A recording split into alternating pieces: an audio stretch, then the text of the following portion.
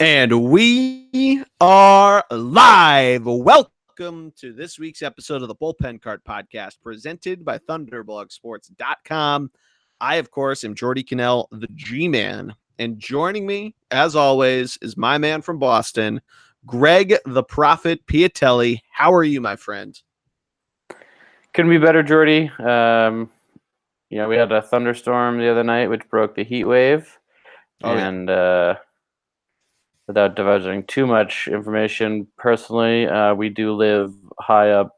My roommate and I live high up in our apartment building, the top floor of our apartment building. So it is not in a fancy way. It is super hot. There's no central AC, all that stuff. It's just pure windows and window fans. So the heat wave breaking was nice, but can't complain about the heat and then can't complain about the cold. So. You know what I mean? Can't have me at my best and love me at my worst. What is it? Yeah. No, it's great. No, that's good to know. Yeah, the heat was tough down here, and the humidity comes back quick, but the temperature's at least gotten lower and lower. And today it finally was in the 80s, and felt nice taking the dog out and all that to walk around, rather than the dog immediately panting, feeling sticky all around. Yeah, which is nice. Hopefully it stays that way. I'm moving over this upcoming weekend, so hopefully it's not too hot out that I'm slipping, falling, all that shit when trying to carry my crap around Philadelphia. I feel you. But anyway, yeah, so we are back. We took a week off. As a housekeeping note, we missed last week, the 4th of July, and me starting a new job made timing a little tough for me and Greg. But we decided to record tonight, Monday night, before the Home Run Derby, do a little All-Star Game preview, a little mid-season podcast. If you're new this year, Greg and I have done this the last couple of years, where we kind of give out our biggest surprises, some thoughts on the first half, talk a little about the All-Star Game, what we want to see out of that, and then what we're expecting in the second half, any big storylines we think might happen. It's a fun one to look back on when we finally get to the pennant chase and the playoffs. As Greg and I both know, that's where Rays Watch 2018 began last year, was on this episode. So Greg, it's one of my favorites to record. And I think we got a lot to talk about. It was a fun first half, and I think the second half is going to be just as fun. Yeah, I don't disagree. And some of the teams that beginning of the year we predicted them to be division winners got hot at the right time and finished the second half very strong. And some teams that started off strongly or surprises sort of started to taper a little bit, and the break came at the perfect time for them. So it's sort of a good parameter now of what we got left. And I know we're past the technical halfway point in terms of games, but this is what the MLB calls a halfway point. And the National League, at least the National League itself, between the wild card and the Central Division races, is going to be an unbelievable second half.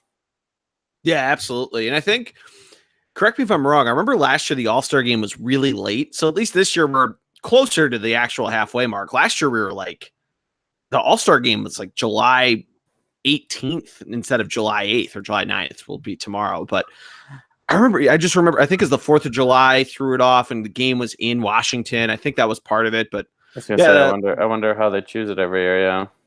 Yeah.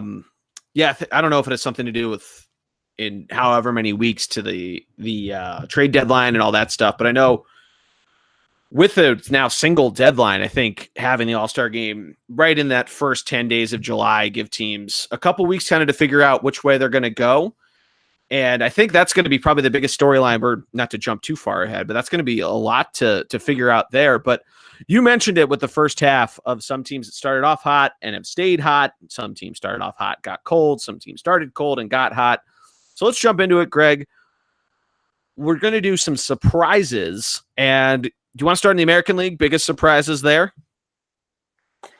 The biggest surprise has to be Minnesota Twins. Yeah. Oh, yeah. A team that we were talking about potentially being the last team in for the wild card game, went out and has only one win off of the Astros and the Yankees page with 56, same amount of losses as the Astros. So And also tied for the league in all of baseball in team runs scored. So, Yep. an unbelievable season for them. Unbelievable start, I should say, for them. They have the highest run differential, or second highest in all of baseball. But definitely, to me, and I would hope to you as well, the least surprise of the year should be the Twins. Yeah, they've been incredible. Their offense has been clicking on all levels. You mentioned it, tied for the top runs scored in Major League Baseball. One of the best run differentials. Their pitching staff, if you couldn't gather it from there, it's been pretty outstanding as well. I mean, starting pitching from top to bottom has just been awesome from them. They have Jake Odorizzi at 10 wins. They have a couple guys knocking on the double-digit door with Kyle Gibson and Martin Perez at 8 wins apiece. Michael Pineda's at 6 wins. Jose Barrios up at 8 as well. And their bullpen's pretty solid, at least on the back end. Their middle relief is okay, but there's some guys that fire on all cylinders, some guys that don't. But I think that and how consistent their offense has been are probably the two big reasons for it. Some acquisitions that have really started to pay some serious dividends, and guys that have been awesome for them, to put it simply, from top to bottom, like a Max Kepler, Jonathan Schoop, the guy they got last year at the trade deadline from Baltimore, has really been outstanding for them. And yeah, I mean, from top to bottom, this lineup can really do some damage and start a rally wherever. And that's exactly what you need, especially in the American League, where you have 9 full batters, no pitching. And yeah, I mean, this is a story that I hope continues to go, because they're a team who looked like it was going to be the usual AL Central story, where traditionally it's been the Indians the last few years going double-digit leads and kind of maintaining that, and never really having to go into a full chase in September. So it's sort of a question mark of how prepared they are going to the playoffs. But the Indians all of a sudden are now only 5.5 games back. So they started the second half of the year with a series in Cleveland this weekend. So they're just basically just going to stay there after the All-Star game. And that could change the conversation entirely when we're talking next week about the AL Central. So it's going to be a really fun race to watch, and I'm excited to see how this team does.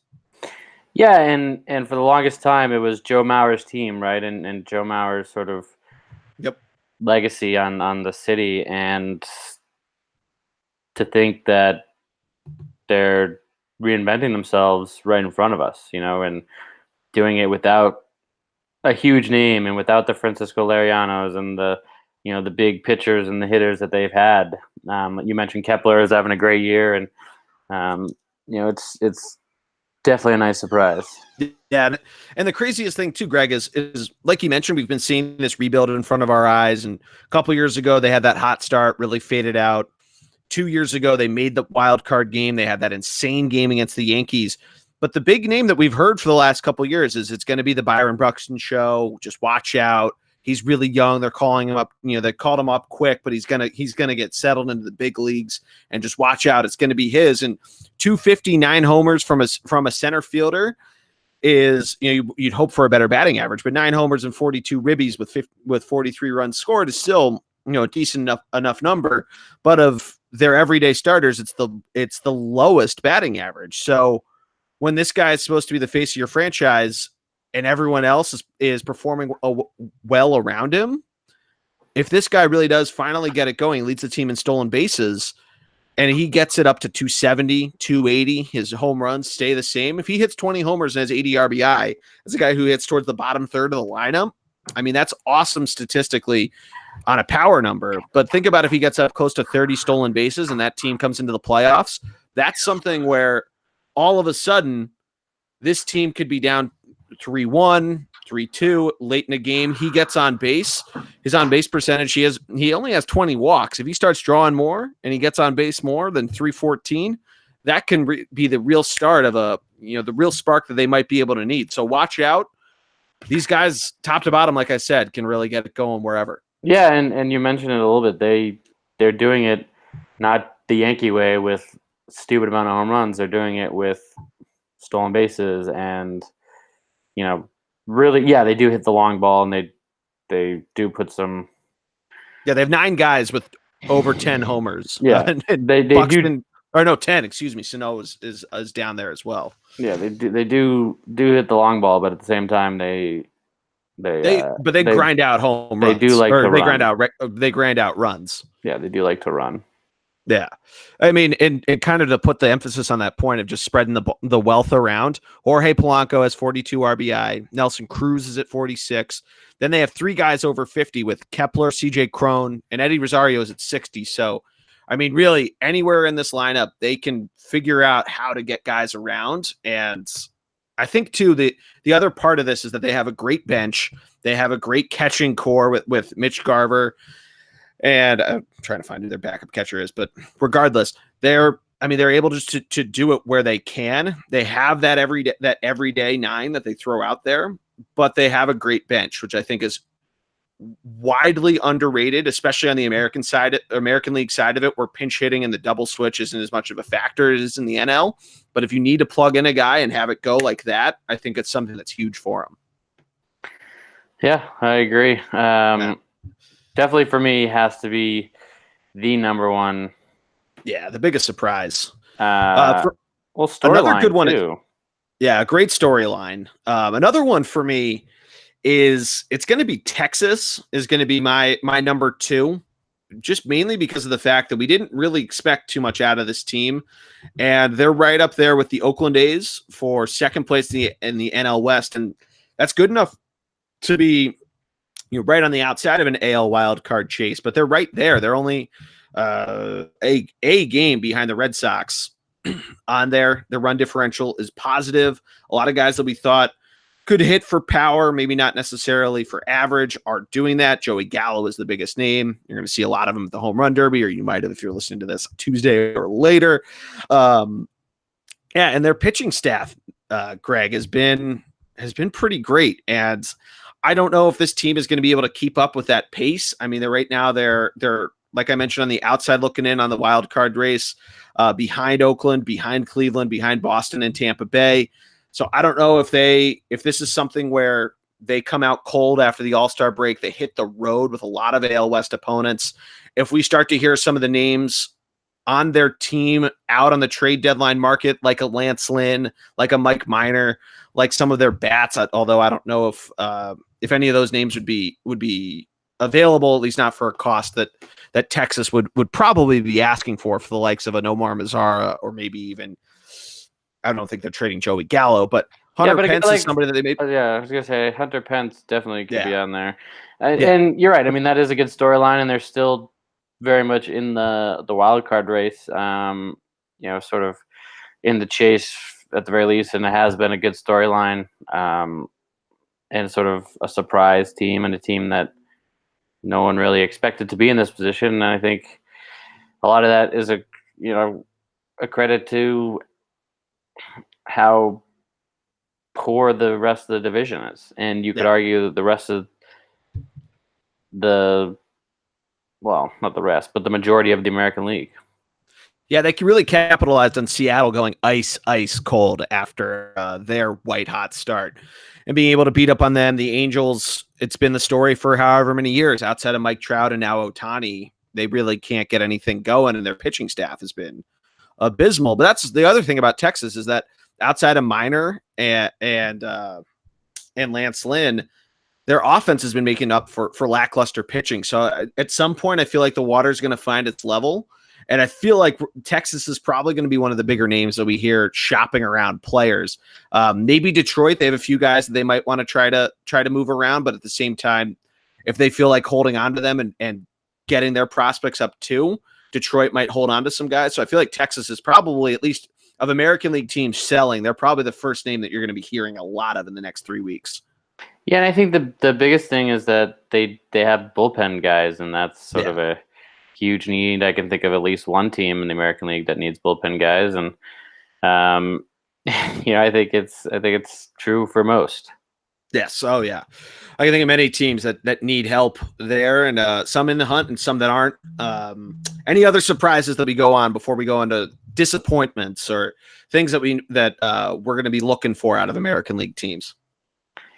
Honestly, no. I think I without being that guy, but I honestly think that it's sort of played out, with the exception of the Red Sox, it's played out the way we wanted and the way we predicted. The only glaring difference is the Red Sox, but we always knew it was going to be a 3-team race to top the AL East, and with the Yankees, Rays, and Red Sox. And the biggest surprise, we figured that the third place team, both the second and third place team in the East, would be in contention for the wild card. If not one of them locked up the wild card, and the other one would be fighting with a team like Minnesota, if you will, for that last place wild card spot, which is exactly what's happening with the top 3 teams in the East. So honestly, yeah, the Red Sox is a disappointment, and their bullpen is the sole reason why that's happening, because their offense, they put up the most runs in all of baseball.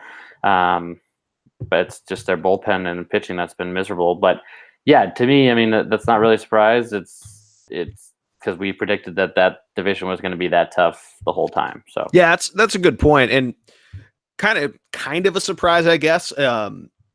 Would be more of a minor surprise is the Tampa Bay offense being as good as it's been.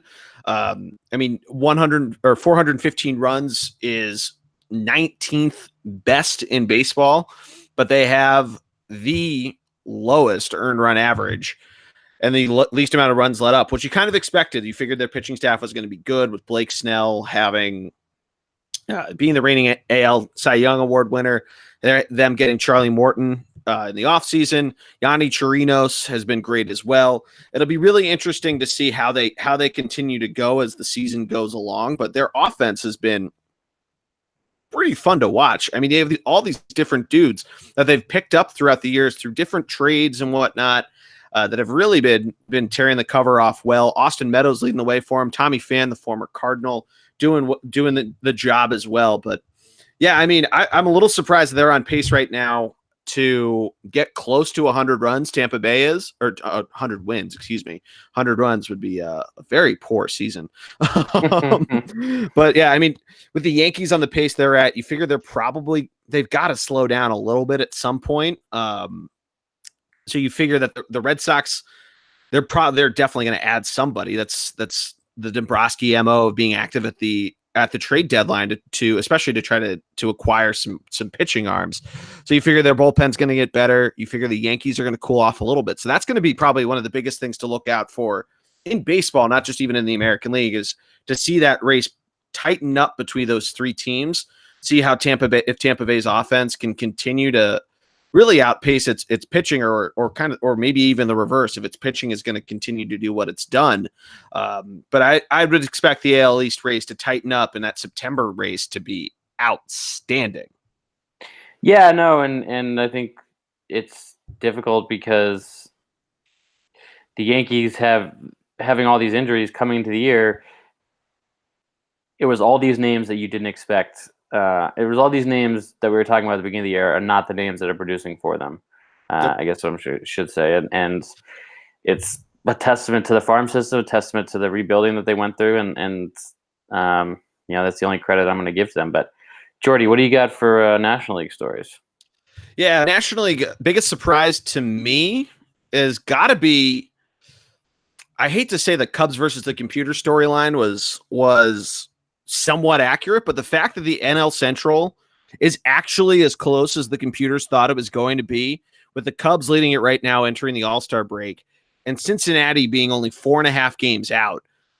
That's going to be the biggest surprise to me, because you saw this on paper. The Cubs were predicted by. Do you want to remind us? To remind everybody of the Cubs versus the computer storyline, 538 Nate Silver's website, I think MLB Analytics, and one other site, they ran their simulations and had the NL Central basically being the winner had 92 games, and the last place team, which 2 of them had the Cubs at this, was not 92. It was like 84 wins, and the last place team had like 79 wins.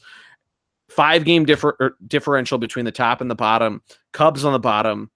It seemed ridiculous because the Reds, it seemed like that they had all these acquisitions that weren't, that we call, Greg and I referred to this as the San Francisco Giants of, I think it was 2 years ago. A lot of big name acquisitions. It's probably not going to work out. They're in last place right now, but they have a positive run differential, which the Brewers and Pirates can't speak for. The Pirates have been great and have one of the best first basemen, at least right now in baseball. The Cardinals are playing 500 ball despite having kind of this up and down year. And then the Cubs and Brewers, which we thought was going to be the chase, they're only 2 games up on St. Louis. So I think that's probably my biggest surprise is that the projections actually ended up being right. The Cubs, despite having twice the run differential that Cincinnati has and almost 70 more positive in terms of runs at plus 55 versus Milwaukee's negative 17. The fact that division is so close is astounding to me, Greg. I hear you, but at the same time, it was that close last year. Granted, the Reds weren't in it. That's a good point. That's a very good point. The Reds weren't as doing as well as they are this year. Mind you, they're 4.5 behind, but 6 games in the win column. Yep. And based on today's projections, which is All-Star break, we'll just go with that. They, the computer 84 wins is right on it. So, my point being that it's not that huge. I guess the Reds would be the storyline that you're referring to, and the Cubs not being in last is also a big one, for sure. So I agree with you, and the Reds certainly making the splash and having the Harvey and the SL Puig and making these big names that typically doesn't work. Luis Castillo too. Yeah. He's having an outstanding year. Exactly, and moves like that typically don't work out. It's guys that were big in their prime, whatever, however many years ago. Not that Puig is out of his prime, but you know what I'm saying. For me, Jordy, I know. Yeah, for me, I think the biggest surprise, and I hate to say a surprise, but is the Nationals. That they've gotten it back together. The fact that they're leading the wild card. The fact that they're, they have a better record than the Brewers. Yeah, the fact that they have the Phillies have a better record than the Brewers. Yeah, but I'm saying the fact that the Nationals have 47 wins. I don't need to panic, Greg. Oh, are we on Phillies back in the playoff mix? No, I mean they are currently. Yeah, and let's keep it on the Nationals first, and then we'll talk about the watch for the second half of the year because maybe that's one of our watches. But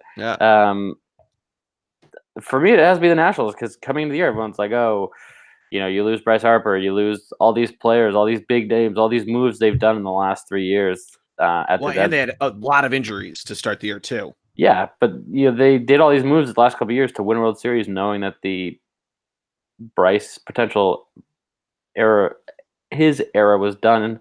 Coming up, all those guys, not all those guys, but a lot of those guys left, and what are they left with? They're left with one of the best starting pitching staffs in all of baseball still, and an offense that is doing enough to win games, and they're coming in to the All-Star break hot, 10 wins or 8 of the last 10, and like I said, leading the way for the National League All-Star, hosting the wild card game. Thank you, at the All-Star break. Yes. Holy bleep. Yeah, and you mentioned it. Their offense is doing a great job. Well, you might have stumbled your way there, kind of like a couple teams did into the All-Star break. But yeah, you figured Rendon, Soto, and Turner were going to get it done, and then they lost Turner for nearly 30 games.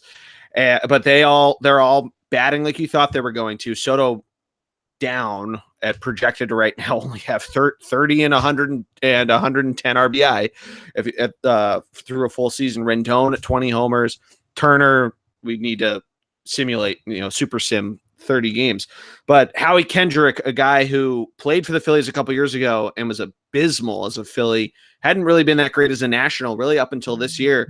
He's gotten that shot, and he's batting .320. He has 12 homers, 47 ribbies. He's scored 39 of them themselves.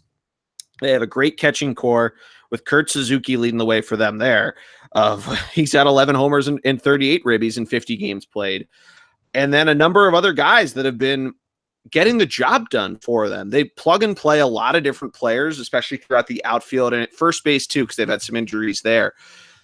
But when these guys, their numbers get called, they step up in the big moment. And it's a big reason why the month of June and extending into July, they've been so hot that they've taken over third or second place in the division over the Phillies and now lead the wild card. So, I mean, all props to them. And you mentioned it. I mean, their starting staff has been exactly what we thought it was going to be, with Strasburg, not Scherzer, having the better record at the All-Star break right now, but Scherzer being absolutely absurd, Greg. He right now is he has probably on pace for at least 300 strikeouts. I'm just trying to do the math in my head right now, and probably close to 200, and he probably will get up to 220 in terms of innings pitched, which is absurd.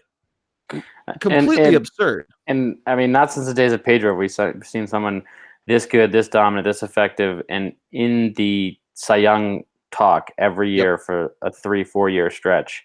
And I say Pedro because he's the only one that was clean doing it at the time. So he and Pedro too are I think the only two guys to win the Cy Young in both leagues, Scherzer and Pedro. That's awesome. Yeah. So it's a good comparison. Thank Props you. to you. I mean, are we surprised? No, just kidding. I mean, yeah. The way I've been talking today. Pat yourself. Yeah, right. Right in the back. So, yeah, I mean, for me, it has to be that. I think another storyline that people are surprised about would be the Mets, but at the same time, I don't think you and I were high on the Mets as high as everyone else was. So yeah, a lot of people were pretty excited about them, and I mean, they're another team that could use bullpen help, but at this point, you don't really want to waste you want to waste assets when you're 7 behind the Phillies, you're 7.5 behind the Nationals, you're 13.5 behind Atlanta.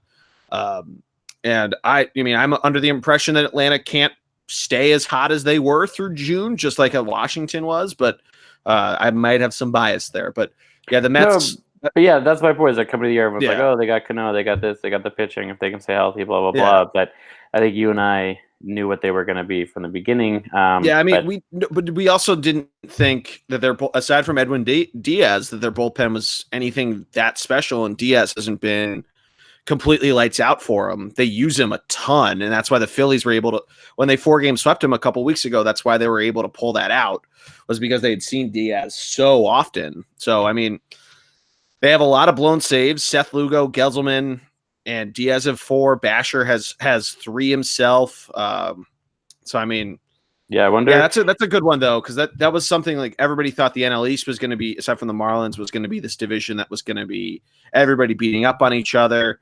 The Mets have scored a ton of runs. Their pitching staff has just been pretty. Yeah, no, and it's giving the Red Sox bullpen a run for their money. Yeah, and you could argue that the Mets have been this way for a couple of years. So, yeah, you might even. I mean, I don't think they're going to trade away Diaz, but that's something that if somebody offers Brody Van Wagenen enough there, that's his name. It's the GM's name. It's just fun to say. If they offer him enough of a package they're trying to go for the World Series, just like the Yankees getting all those different prospects from the Cubs that are now up in the Bronx. Yeah, somebody offers that type of a deal for Chapman. Yeah, for Chapman, who went back to New York. Yeah, but at the same time, it won the Cubs the World Series. So yeah, exactly. That's my point, though, is that if it's some sort of deal like that, I mean, maybe he pulls the trigger there because it's just such a throwaway year at this point. You're 10 games under 500. Yeah, unlikely knowing the Mets, but you're right. I think I think it's something that needs to be looked at for them for sure. I mean, we've seen crazier trade deadline Mets trades before, but we don't need to jump on them too hard. They already have Bobby Bonilla Day. Then their farm team lit the trees behind their stadium on fire on the 4th of July. It's been July is just not the Mets month. I mean, you got to tell that story. Have you not seen this? So for those that don't know, on the 4th of July, the St. Lucie Mets, where the Mets have their spring training facilities, they had a fireworks display as most teams and most cities do. But the fireworks, I don't know if it was because of wind or they just didn't know where the sparks were going to land, set the trees behind the stadium on fire. So, yeah, quite the visual representation of the Mets season in the farm system. So now is that where Tim Tebow is? No, he's with. I think he's still with Binghamton, or he might have gotten called up to AAA. That's a good. That's a good question, though. Unlikely. He's terrible. They hate him. I don't know why. He currently, according to minor league baseball.com, he's with the Syracuse Mets right now. Nice. Ooh, terrible pick of him though. He has the Dontrell Willis tilted cap, Greg, on his full bio. Well, when you're batting 1-something, that's what you get. Yeah, right now, Tim Tebow, 2019 minors, batting 158 with 4 homers and 19 ribbies. Yeah, not great. Not too great.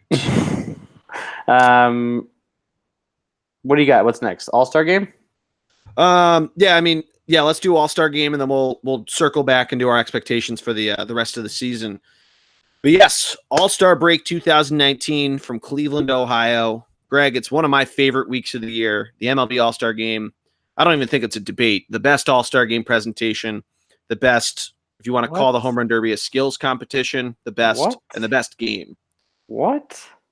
You don't think so? What? What do you think? Where am I wrong? Game, the best presentation. What? The best week. It's the best week. It's the best break. Stop. What? Are you a fan of the celebrity basketball game? No, at the NBA All-Star game where they go to New Orleans every 2 years. No, I'm a fan of the NHL All-Star game. The 3-on-3 is cool now, but it's the same. It's the same problem that I have with the Pro Bowl. Same problem I have with the NBA All-Star game. At least the 3-on-3, there's a little more defense than there was. Yeah, there's $1 million at stake. Of course, there's defense. Yeah, that's a good point. And there's $1 million now on the line at the Home Run Derby. Did you catch them say this during the selection show when they unveiled the bracket the night before the 4th of July? So Carl Ravitch, when they're unveiling the bracket, goes, I think we might need to be a little more stingent with the ball needs to land rule, because last year they admitted that they were just letting Bryce Harper's dad throw the pitch as soon as the ball crossed the plane of being a home run rather than when it landed. So now they're apparently they're going to be there's $1 million on the line. They're going to actually wait for the ball and tell the pitcher to wait until it's landed. Yeah, I think that's a smart rule there for sure. So let's go right into the Home Run Derby. Who do you think is going to win? Yes, so let's sort of get everybody caught up. Christian Yelich not in the Home Run Derby now. He decided to pull out because he claimed a back for his back. He said he has some back pains and doesn't want to exert it, but he is starting in the All-Star game tomorrow, which we'll jump into in a minute. So your whole field this year is Matt Chapman is the 1 seed taking over for Yelich, taking on Vladimir Guerrero Jr. is the 8 seed. Bregman versus Jock Peterson at the 4-5. So those two winners will take on each other. Josh Bell and Ronald Acuna Jr. at the 3-6, and Pete Alonso and Carlos Santana, the hometown hero, at the 2-7. I'd like to think that the person who comes out of the Bell Acuna Alonso Santana side of the bracket is going to win. I think Josh Bell could really do some damage. I think Alonso could really do some damage. And Santana, obviously, it's his home park. He knows how he's a switch hitter, so he can bat left-handed, which is apparently the handedness that is required that'll give you an advantage, not a requirement. And then Acuna is dangerous as well. I'm going to go with Pete Alonso, though. I think he's going to have a big showing on the his first big stage, we'll call it. I love it. That's the guy from the Mets, right? Yeah, it's first baseman from the Mets. So, he was my third pick. Okay. And then Santana, I think. Yeah, I almost want to say the winner of the Santana Alonso first round matchups is going to win. Pressure though that comes with being the hometown guy. I'm picking with my heart. I'm going to pick with my heart. I'm going Vlad Jr. Yeah, that'd be awesome. Have you seen the video of him taking batting practice for the home run derby? Of course, I've seen the video of him just. It's incredible. If you haven't seen this, if you follow baseball, which you certainly are, if you're listening to me and Greg ramble about this random shit, the video's all around Twitter, and it looks almost like just a fucking gif of somebody throwing darts in and him hitting liners out of fucking left field. And it's incredible. Yeah, and you could hear them in the video.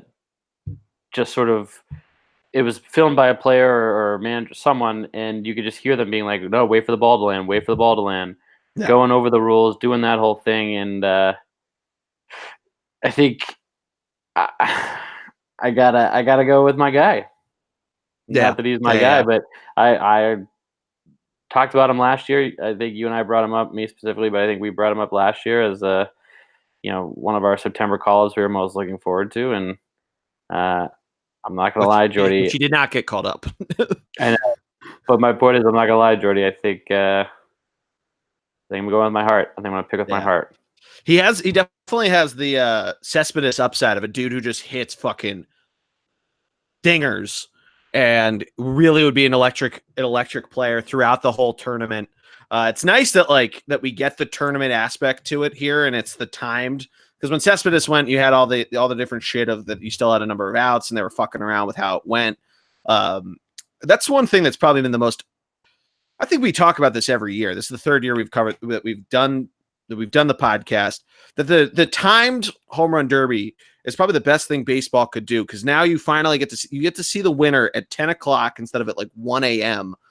And it's just so much fun. It adds such a cool flair to it. Oh yeah, big time. So much better. Definitely more entertainment value, and the home run derby always dragged, and it was just the Chris Berman show. And I'm so glad we got away from that. I'm so glad we got away from it, and I think that's why I hate the Major League Baseball All-Star Game, because you could say they're trying, but they're not trying. No, it's not even that they're not trying. It's just it's a good game. It's a solidly played game. You get to see it's not a lot of different guys. They're throwing meatballs up there, right? They're throwing meatballs. It's like when who was the pitcher a couple years ago? The guy who grouped it in for Jeter. Yeah, who was that? Was that Hernandez? R.I.P. Was that Hernandez? R.I.P. I'm gonna look this up, but yeah, explain that to everybody while I look that up. Yeah, it was Jeter's last All-Star game. 2014. Last All-Star game, and this guy grooved a 80-something mile-an-hour fastball in there, so Jeter could just tee off on it in a home run. And then I think Ortiz was the next batter, and he threw 100 miles an hour and was trying to strike out Ortiz, and Ortiz was pissed. It was Adam Wainwright of the Cardinals. But I'm thinking of, there was a Hernandez did it too. He was the starter. No, Wainwright, yeah. No, so Greg, I'm gonna ask you, on the 2014 All-Star game, do you know who the final roster spot was voted in for the American League was? I don't. It was Chris Sale of the White Sox. And he got it over Dallas Keuchel, the Astros, the year before Keuchel won the Cy Young Award, Corey Kluber of the Indians, and Rick Porcello of the Tigers. Damn. Yeah. All pre-Red Sox. That is crazy. So, and that's the thing, like, at least the NHL, like, if you go half speed, you get hurt. So that's why they're going full speed, 3-on-3. It's goals galore. They're 1-2 though. Baseball and hockey are 1-2. The Pro Bowl and the NBA All-Star Game suck. Yeah, and agreed. And the thing that frustrates me the most about Major League Baseball is, without being a dick, you're trying to watch the players on your team. Sure. And if your guy's not a starter, then you have no idea when he's going in the game. You have no idea when to tune in. You have no idea like what to do. Fair. Baseball games every year with being a Phillies fan. It's been all fucking pitchers. Yeah, the baseball game's a grind. A baseball game's a grind to begin with, and now you add in the fact that I'm waiting around for you know, potentially the fifth inning or maybe the fourth inning, or maybe some guys change out after the third because they get two at bats. Some guys don't change out till the sixth because that's when they get their second at bat. It's like Sure. all over the map, and then you get guys who get one inning because they need to get everyone in, and it's like bullshit, like that's the thing that frustrates me the most is you never know when you're gonna be able to see the guy from your team, which is in all reality what you're doing. That's a fair assessment of it, because at least like hockey, it's obviously lines and usually one guy on your team, if he's either on the first three or the second three. Basketball, they at least try to get it in as well, but or get everybody circled in as well. But yeah, I don't know. There's something to me. Maybe it's just the fact that the MLB All-Star Game is how I was introduced to All-Star games when it was in Philly in 1996. Me being jealous, some of my friends got to go. My parents didn't take me. I mean, you were 6 years old. Oh, I was 5. I didn't even turn 6 yet. Yeah. Well, were you really going to appreciate it is the point. I watched the game on TV at the Vet. Anyway, now that we're talking about my life, but yeah, no, I think it's something where at least comparatively to the two, they're definitely the best. And I think the hockey skills competitions, until the home run derby changed its format, the hockey skills is great. But I was thinking about this earlier today. The hockey and basketball skills competitions, you're definitely watching if you're a junkie of that sport, of which you and I both are for hockey. The home run derby, I feel like a ton of people just tune into because it's a thing. It's like what the NBA dunk. It's like what the dunk contest used to be for the NBA. It was just a must watch. There's a lot of storylines around it. They try to have a lot of fun with it and keep it loose. So that's part of what I think has the ipso facto flair to it and keeps people coming back. Yeah, and you're right. There is no. It's just the home run derby. So there's, you're really only, you're watching one thing. Yeah, and now that it's timed and that it's solid. It goes from 8 to 10:30. Wherever. I feel like that like little kids can actually watch the whole thing. If you're at a bar, you can actually like keep an eye a little bit on it and see like, all right, we're moving along. We're not still having fucking Josh Hamilton, as awesome as that was. We're not like seeing, all right, he's still up. Oh, and he didn't even win. Oh my God, what the hell happened? I just feel like it's a condensed and quality product. The skills competition for hockey is good. The basketball one, it's just the different positions for basketball make some of it fun, like funny to watch, of like the big man versus the guard and the dribbling thing. But I don't know. I mean, it's if you're a junkie of it, like Third and Girl fucking loves it because she loves basketball, but I can never really get it completely up for it.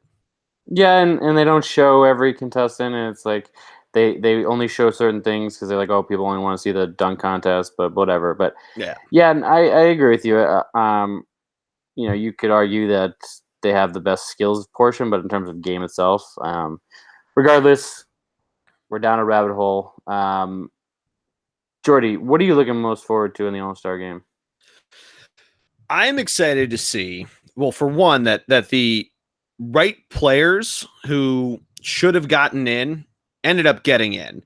And that's because some people were hurt or elected not to play, especially the pitchers. We talked a lot about that on the last episode, that they're obviously going to be pitchers that just pitched and they're not going to be eligible. So they're going to sub in some guys like a Scherzer. He's not pitching. So the guys like Sonny Gray, who's having a good season with the Reds, circling back to that, or Felipe Vasquez of the Pirates, they got thrown in there.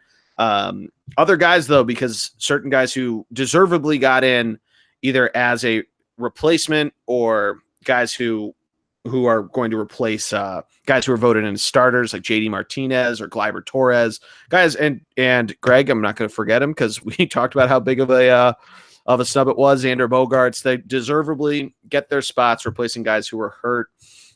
So I'm happy to see that. But yeah, what I'm most looking forward to is to see how these guys mesh up against one another, because I think it's going to be a lot of fun to see the especially the first three on both teams. I think it's going to be fun to see Yelich, Javi Baez, and Freddie Freeman bat against Verlander. And I think Hyunjin Ryu, his first, I mean, he's obviously been on the Dodgers for the last couple of years, but his first big moment against George Springer, DJ LeMahieu, and Mike Trout, I think is going to be pretty cool. and then seeing how the hometown guys do. It's always fun to see the different applause, especially in years that aren't overshadowed by a guy retiring. Like you mentioned, Jeter, the big Poppy retirement, although he had an unreal performance in his final All-Star game. Mariano Rivera, when they had all the song and dance around that. Those are the big three I can think of, but there's some others that have been out there. It's going to be pretty cool to watch. And I, for one, love the All-Star game, like I mentioned. So I love the intros. I love everything about it. I think it's just pretty cool. Yeah, no, I think I like the Rio line, and I think the only thing I would have liked to see is maybe Shohei in the home run derby, or maybe. I mean, the American League was stacked, so it's hard to see how he gets in. But yeah, I don't know. Did they make a solid choice on whether or not they wanted guys who made the All-Star team in the home run derby, or like non-All-Stars in the home run derby? You know what I mean? So why did Vlad Jr. get to go? That's actually a good question. So that answers it for me. Whoops. Or is he like? So never mind. Is he in the futures game? He might be in. I don't know if he can be in the futures game because he's been in the league for like 3 months. Yeah. Yeah. But yeah, no. So that answers my question for me. Smart guy over here. No, that's actually a really good point. That would have been cool to see Ohtani on there, and it would have been fun to watch. I don't know. He'll be really cool once he starts pitching again, because obviously we've talked about this a bunch. He wasn't supposed to play because of the Tommy John, and he was able to bat. He's been playing DH. I think that'll be really cool to see in a future All-Star game. But that would have been cool to see him be in the HRD.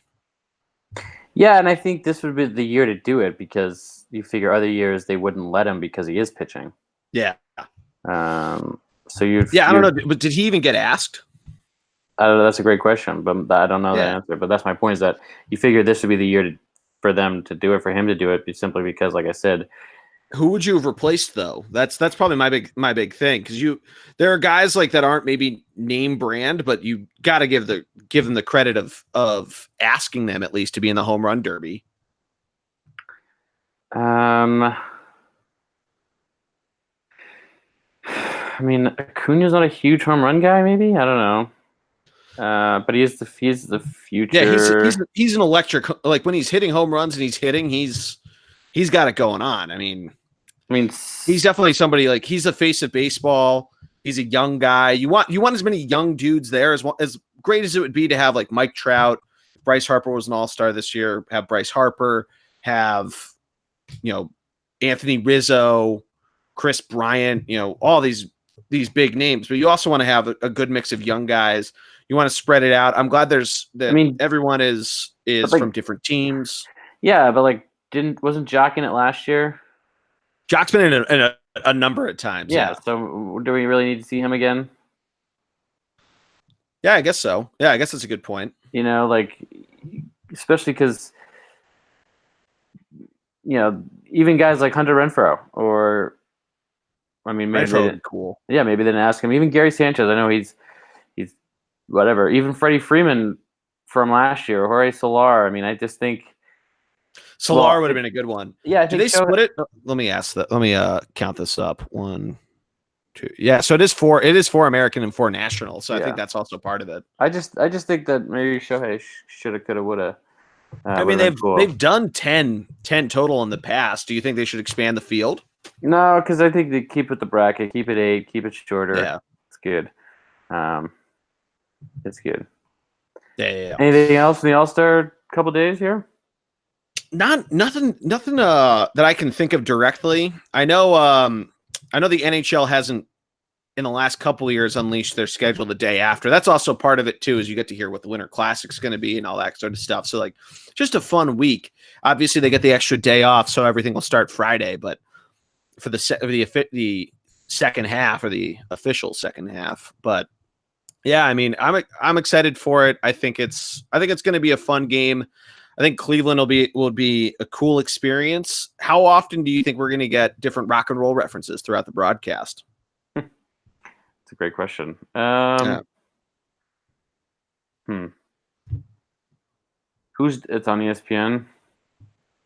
No, the All-Star game's on Fox. The ESPN is the Home Run Derby. Joe Buck. I feel like Joe Buck tends to stay away from those corny things. Yeah. Huh. I always We'll look just have forward to to the see then. Celebrity All-Star game, but Apparently, some guys were hitting absolute dingers yesterday. well, Apparently, J.R. Smith was shirtless throughout the whole game. I saw that on Twitter. I wonder. Yeah. Oh, we didn't get a chance to talk about this when we were talking about the Reds. Do you see that they played sleeveless yesterday? Well, that was going to be my one of my bleacher creatures for the first Yeah. half. Yeah. I think it was, and some of the guys were like putting water and Vaseline on their muscles to make them shinier in the sun. Oh, yeah. Yeah, you could tell Puig was. I'm surprised that they don't have worse farmer tans. Some of the players. Yeah, I don't know. I don't know if they You know, do like suns out, guns out during batting practice. That's what well, we used to do just that in high school. Roll them up. not all of us played baseball. You know, I was gonna ask, like, if did you like the you know, like when golfers, you know, you could see their farmer's tan on their Yeah. arms, and even when they take off their hat, some of them. Anyway, The funniest was is the Stuart Sink picture with the hat tan. He's the bald golfer that takes off his hat. His face is tan, and the top of his head's white. Yeah. So Greg, since we didn't mention him, just another quick bleacher creature. I have two of them, so I'll save the other one later. Let's hear it. One is there's a video that of Manny Machado betting his contract that the Padres will win a World Series before the Dodgers. Damn. Yeah, bold words there. That's bold. Maybe he's hoping. Maybe he's hoping and wishing and knowing that the American League teams are just better. I mean, we'll see. In terms of the top teams compared to the Dodgers, even though the Dodgers have been on a mission this year. Yeah, they have been. They've been unreal. That was I mean, it wasn't a surprise, but that's probably the least surprising fact that the Dodgers are 60-32 heading into the break. But I think that takes us right into expectations for the second half, Greg. What do you expect? And we'll start in the NL. What do you expect out of the second half in the National League? National League, I think I'm expecting the Dodgers to run away with it, which they're already doing. I don't see them slowing down at all, barring an injury. It's going to be interesting to me to see the Nationals, Phillies, Diamondbacks, and then everyone in the Central except for the Reds Reds and Pirates race for the wild card. And I think if you're Nationals, Phillies, Diamondbacks, I think you're playing against an opponent you're racing against an opponent that's not in your division. Yes. Six games in the East the NL East is a lot to overcome, but not unsurmountable. So there's a chance that the Nationals or Phillies could potentially catch the Braves. I personally don't see it happening. So in theory, you're racing against each other. You're racing against the NL Central, and then the Diamondbacks out west, and the Padres, even the Rockies.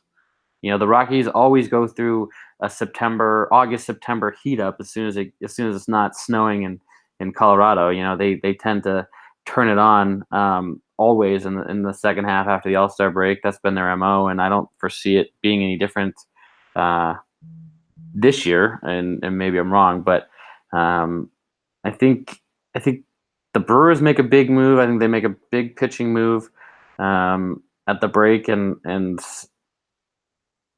it's going to be a hell of a race here for the playoffs in the National League. It's going to be as tight as it was last year, and I think that's a good thing because the American League is so top heavy in terms of realistically there's 7 teams that'll probably be fighting for the 6 spot or the 5 spots. 8 teams for the 6 spots, whatever it is. I gotcha. The point is that, you know, it's going to be like not as there's so many teams, not as that's what I'm looking forward to in the National League is how exciting it is that you have 3 teams in the West that are still in the wild card chase. you have all 5 teams in the Central that are not only in their division but the wild card race, more so their division than the wild card, and then you could throw the Mets in there. You have 3 teams in the East that are definitely still in the wild card. So it's going to be a hell of a second half, I think, and not a lot of teams are going to be selling. That's why I'm concerned, is that not a lot of teams are selling, and the teams that are selling, let's say the American League terrible teams like the Blue Jays and Orioles and Tigers, White Sox, Royals, Mariners, they're all, except for the Mariners, they're all in a young rebuild. So they don't really have that older superstar on 1 or 2 year contract left. So there's not a lot of guys out there to be had. You could argue the Marlins, same thing, too young to be selling off. The Giants have some older pieces. The Mets have some older pieces. You could argue those are 2 teams that could be seller, but there's not a lot of teams that are going to be sellers, I think, just because the majority of teams are already young, rebuilding type thing. Yeah, I could see maybe like Kansas City trying to shop Jorge Soler and see what they might be able to get for him. I think they might ask for a little more than what they want for it. But yeah, I think pitching out of Cincinnati might be a hot commodity. We mentioned a little bit of we didn't really mention San Diego, but we mentioned a little bit of Detroit, a little bit of Texas, of bullpen arms. All of them have bullpen arms they could probably spread around. Detroit as more of just more batters, maybe some bats off the bench. It'll be really, really interesting to see, because the trade talks are going to escalate quickly with now no waiver wire, or no August waiver trade deadline, I should say. So I feel like if there are big names, there are going to be a lot of guys going after it and a lot of talk. So a lot of different guys on the phone, a lot of different rumors escalating basically right up until the day. We might see some of these trades get done right after the All-Star break or within that first week, to avoid teams trying to have the seller squeeze as much as they can. They may just say, fuck it, and either send them cash or maybe an extra C or B prospect. So we'll see how that all goes. But I agree with you. If a team like, let's just throw out Pittsburgh, if they don't curl off and they're right in that race, kind of like last year when they traded and got Chris Archer, you could see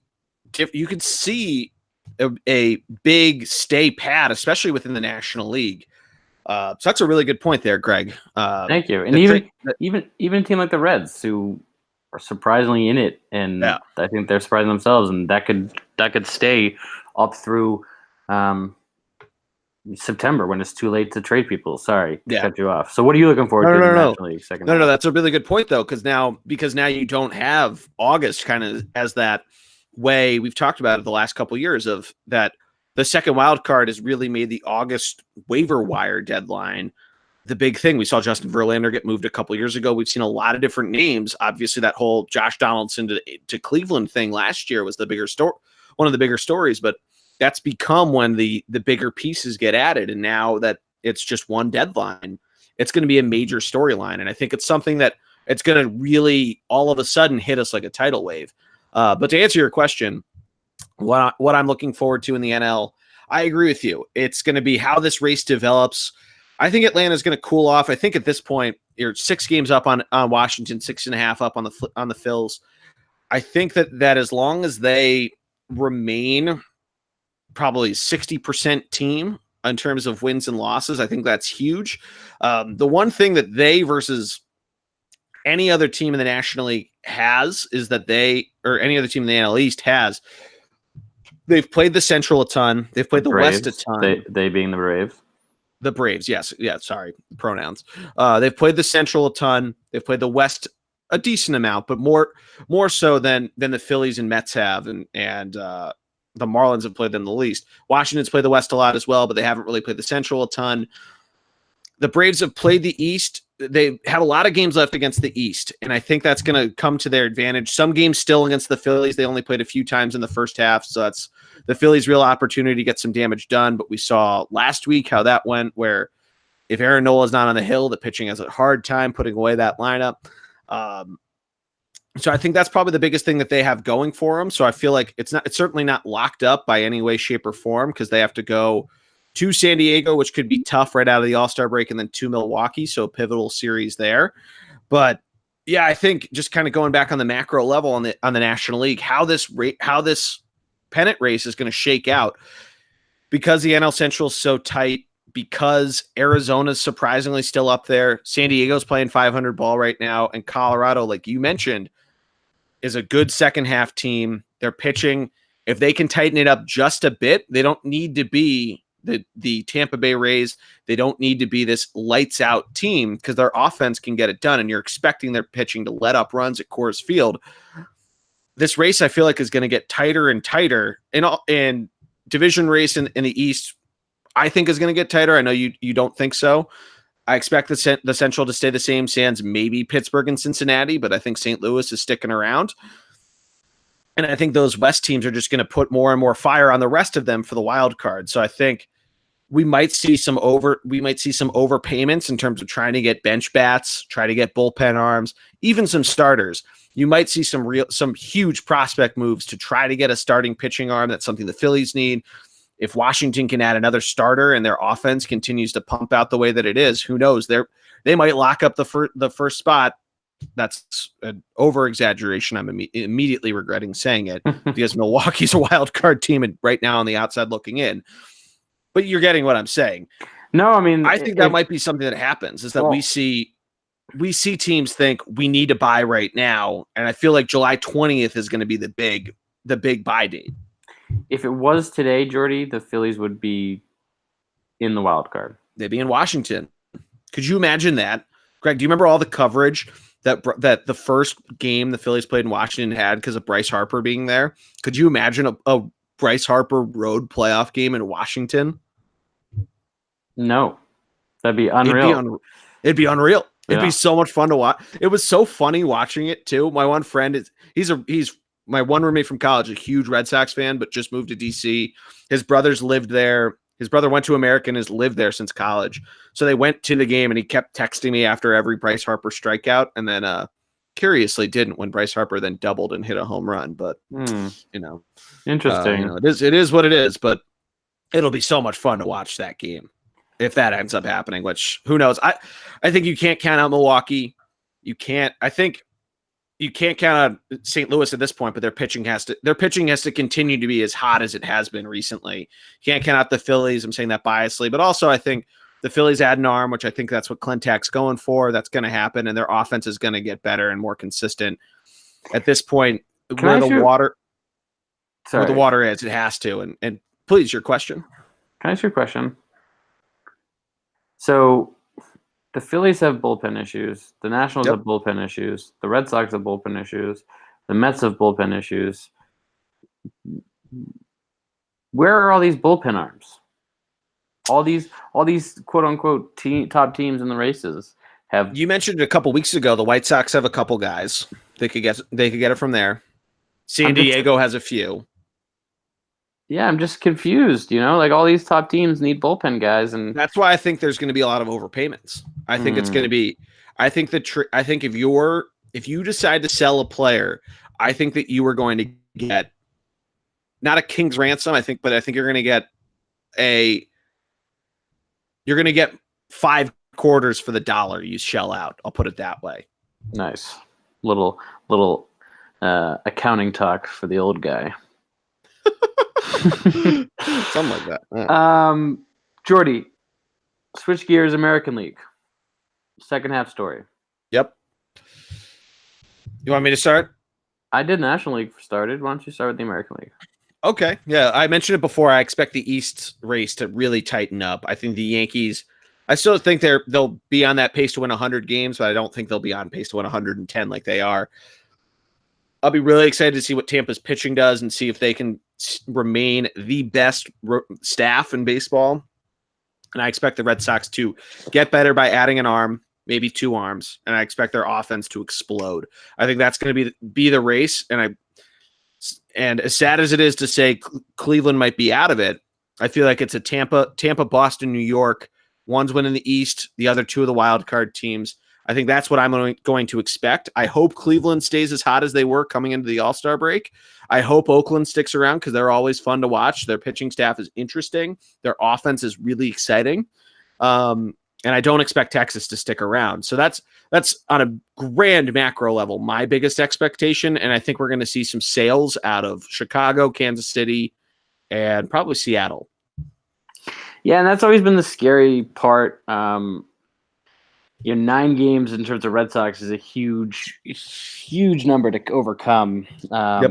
And especially with Oakland, who gets to play in the West and has an easy schedule, and Cleveland, who gets to play in the Central with that easy schedule.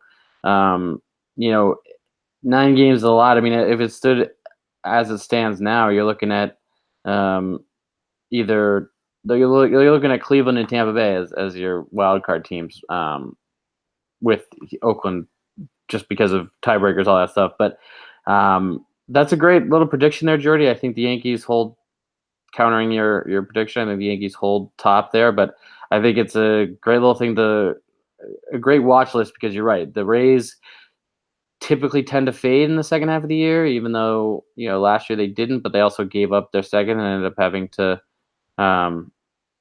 missing the playoffs, right, because of it. So they faded certainly last year, but not as much as other teams surged, if you will. And I think Oakland, being a team that was there the whole year last year, hot the whole year, and same with Minnesota and Cleveland, those teams, I feel like I personally, the Rangers are going to fade. I think Minnesota, Cleveland is a race that's going to heat up and a race to watch. You and I talked about Minnesota in the beginning of the show. I think is just them sputtering now and Cleveland taking off. Is this sort of the beginning of the end for Minnesota? Is this just a dog days of summer? They'll be fine moving forward here. I think Cleveland, my bold prediction, Cleveland ultimately catches Minnesota, passes Minnesota, takes first place in the Central, leaving Minnesota fighting for a wild card spot, if not owning the first wild card spot, and having the rest of the teams really battling it out for the second wild card spot. The rest of the team, I could see them being the first wild card team. I think their pitching's probably gonna slow up a little bit. I think their offense, though, will stay as hot as it's been. They really tear the cover off the ball. But yeah, their pitching, as you mentioned, is kind of skidded into the All-Star break here. So we'll see how they go. But I think their offense can keep it up. Yeah, I think the only thing the offense right now is that when one guy's slumping, the others are not. You know what I mean? They pick each other up in that regard. But what gets me is that they put up a ton of runs. They put up tied for the most with the Red Sox. And like you said, their pitching is incredible. But I don't know. There's something about them. They don't have that go-to guy, that lead horse, that lead face that you kind of need, right? Every team sort of needs that. They need that guy to shape the identity of the team, if you will. Yep. Right? You look at all the teams that have won World Series in the last X amount of years. They all have a face. They all have an identity. They all have sort of a true team atmosphere, DNA of who they are. And I don't know that the Twins have that. And ultimately that will be their downfall. And I'm a big proponent of that, a big believer in that. And even, I kind of, we talk about a lot with football and Super Bowls, and how, teams that have identities, teams that have, they're worth playing for something. They have that chip on their shoulder. They have that sort of thing. Like last year was David Price and Chris Sale being terrible in the playoffs, and JD Martinez being brand new to the playoffs, and the Dodgers being such a wagon, and they got Machado and they're going to be so much better. And then the Astros being such a wagon, and the Yankees having the most home runs ever. They were just the underdogs, even though they had the best record in the league, and they were always the underdog. And that was sort of their identity. And that's something that Minnesota can play off of, that underdog thing. But my bold prediction, I think, is just because they don't have that one particular guy to overcome that underdog thing. They don't have that one guy to propel them. I think my storyline will be the Indians catching them, and the Twins sort of losing control of the Central, but still hanging on to the wild card spot. Nah, I which hear which you. which makes it even more impossible for a team like, you could argue, the Red Sox, who are 7 games back of Minnesota, or um, Oakland, who's 5 or 6 games back. Make it even harder for teams like that to make the playoffs, let alone. Yeah, I hear you there. It's one of those things where if Minnesota doesn't do something quick, they could find themselves with Cleveland right ahead of them, or right on there. I just think Yeah, I think Cleveland having all this momentum going to the All-Star game, hosting the All-Star game, and getting healthy is the big yeah, thing. exactly, and then being home again right for the All-Star game is just right after the All-Star game. It's just everything is playing into them having a run here. Yeah. I think this is finally what we thought was going to happen. We thought they were finally going to take over and get going, and they finally seem like they're going to. Their pitching staff has had all these different injury problems and now health problems with Carlos Carrasco, and we hope he's doing okay with getting diagnosed and everything. But yeah, we'll see how it goes, because I agree with you. I think it's going to be something certainly to watch for, because Shane Bieber and Trevor Bauer, who, quick bleacher creature, why is he giving drone tours of the stadium for the All-Star game? Of all things, why didn't he learn his lesson after the World Series with the drones? I mean, it seems obvious. I don't know. He just he's addicted to drones. He's a big drone guy. He's a big drone guy. It's one of those things, Jordy. You burn me once, I'll figure it out the next time. I guess so. But yeah, I mean, Corey Kluber's still banged up. You got different guys who have made a number of starts, but have been battling injuries. And I think once their pitching staff gets healthy, once the rest of their lineup gets healthy, I think this team is really going to take off and do well, because, they have obviously been most recently, but I think they can continue to really build on this momentum. And I think they're going to make that a race. I still think, I agree with you. I think the 3 teams in the NL East, or the AL East, are going to be the teams to watch and expect to see in the playoffs. But I'd like to see Minnesota over Cleveland, but I don't think both of them are getting in. That's a great bold prediction. I like it. I beginning of the year, Jordy, I think I personally said all 3 American League East teams make the playoffs. I think you did as well. That being the Yankees, Rays, and Red Sox. So I hope that your second half prediction is correct, just because that's what I had in the beginning. Yeah. But I really think it comes down to the Central. Like, if it's Cleveland, if Cleveland stays hot, then you're fighting Minnesota. But if Cleveland falls off and continues to sputter like they did all the beginning of the year, then, which I don't necessarily foresee based on, like you said, now they're healthy and they're finally healthy and turning things around that way, I think it could be an AL East thing to lose, I guess. Yeah, for sure. And I don't know. I think both are going to be fun, and I think we're going to have some real, except for the NL West, the NL and AL West, I think we're going to have some real fun division watches. Obviously, some really good wild card watches with multiple teams, and it's not going to become the 4-team races that it became for the 4 different spots of 2 division winners, 2 wild cards, like it was last year. Yeah, it's going to be a lot of fun, and I think we're getting back to a good, healthy chase down September. But we'll see if we're even right in 2 months when September starts, Greg. Wake me up when September ends, Jordy. Yeah, because the NHL comes back. And playoff baseball, of course. Anything else before we wrap this thing up? Stevie G was in town, went to the Fish concert at Fenway both nights. You and him went? No, Stevie G just went. Just Stevie G went? Yeah. But got to see him, which was a nice little surprise. And that's awesome.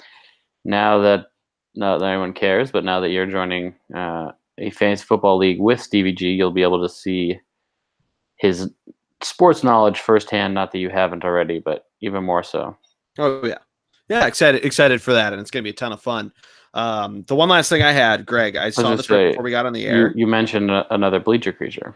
Yeah, this is the other bleacher creature, and it's more of a screw up on Major League Baseball's part. They have banners all over the place for the different teams in baseball, the different divisions, and the featured player for the Phillies, Greg, is Bryce Harper, who is not in the All-Star game. So, yeah, baseball or Major League Baseball really paying attention to who made the teams. Good for them. Good for Major League Baseball. Good for the PR to team. Whoever Good for made Bryce. that. He still got to show up to the All-Star game. Whoever gave that mistake. Like Tony Romo finally getting to go to the Super Bowl this year. Yeah, right. Nice. Yeah. Well played. Well played. He did great. No,